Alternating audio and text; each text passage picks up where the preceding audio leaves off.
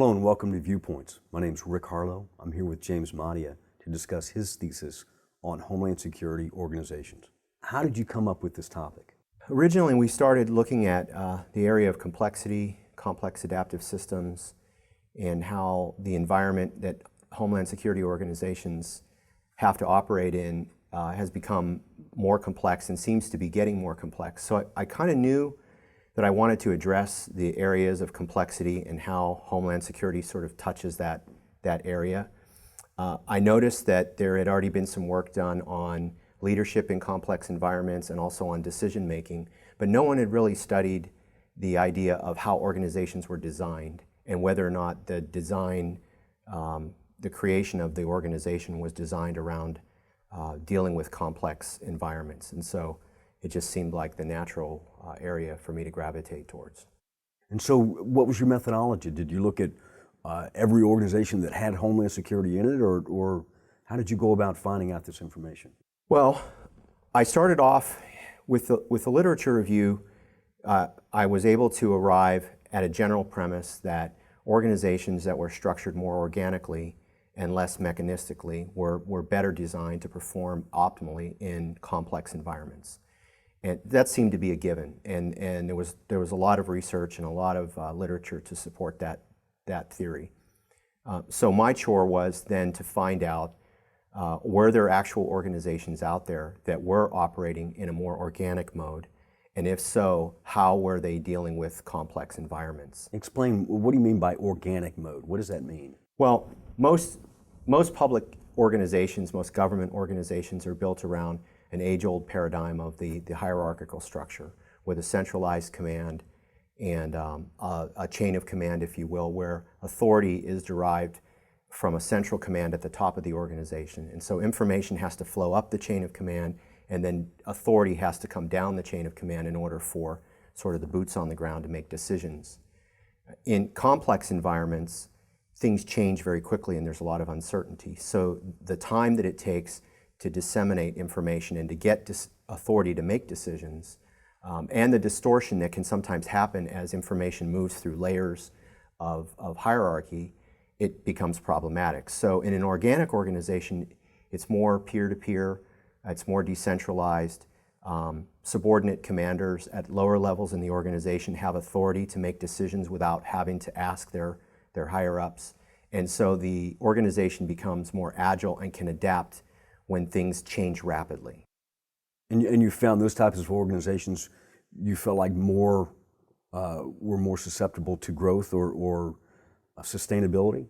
Well, what I found was, and the literature supported this, is that when an organization functions organically, it has the ability to adapt and be agile when the situation calls for it. So in everyday routine things that government or Homeland Security organizations face, the argument isn't all that relevant. It becomes relevant when you're dealing with a rapidly changing dynamic situation where the organization has to be sort of quick on its feet.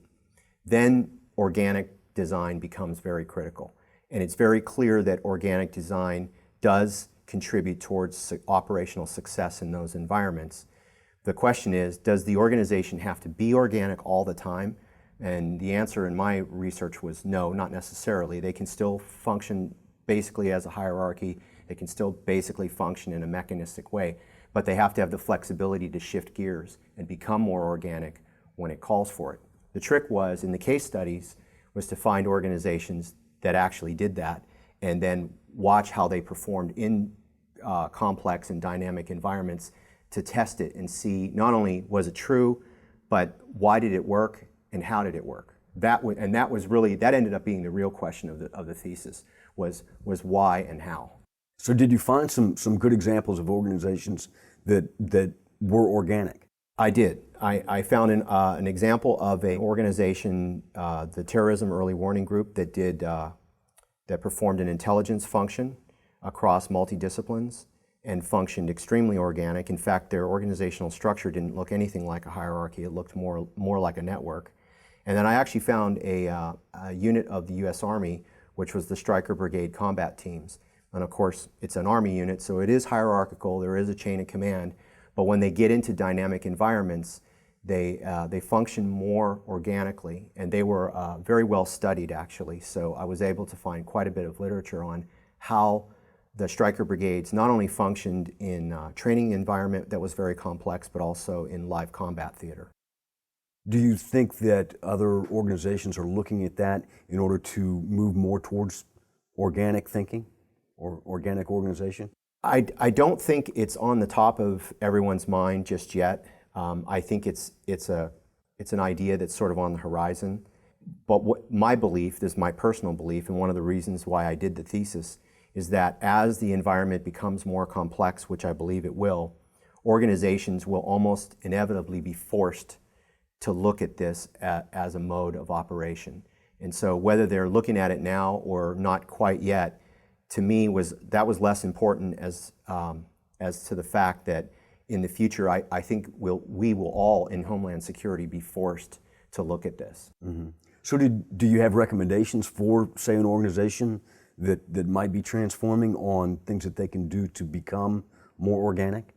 Yes. Basically, complex environments, dynamic environments, really thrive on three basic essentials. One is information. So information has to move very quickly throughout the organization, and it has to be very accurate. And a lot of times you're in an ambiguous environment so that you don't have all the information you need. And so what little you have, the quicker it gets to the people who need it, and the more accurate it's transmitted, the more important. And secondly, then converting that information into action. And also making sense of the situation. So if you can disseminate the information, make rapid sense of the situation, and then convert that into appropriate action, you can function in complex environments. And so organizations can do a few small things with training and doctrine in order to encourage more peer-to-peer interaction between their the organization members, instill more organizational knowledge throughout the organization. That's kind of a big thing. In most hierarchical, mechanistic organizations, people are taught the skill sets that they need to do their individual job, but they don't know much about what the rest of the organization does.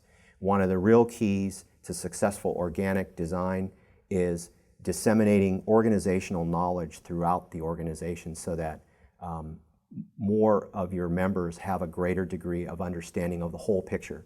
And I like to say that organic is sort of holistic as opposed to very specialized.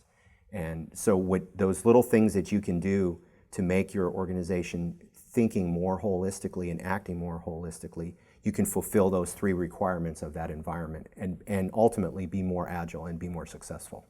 I get the sense that this isn't just applicable to Homeland Security. It would just about work in any organization. Is that right? I believe that the ideas that come from my thesis could be generalizable to any organization that has to operate in ambiguous environments. I really believe that. James, thanks for that great discussion on a very interesting topic. I appreciate it. Thank you, Rick.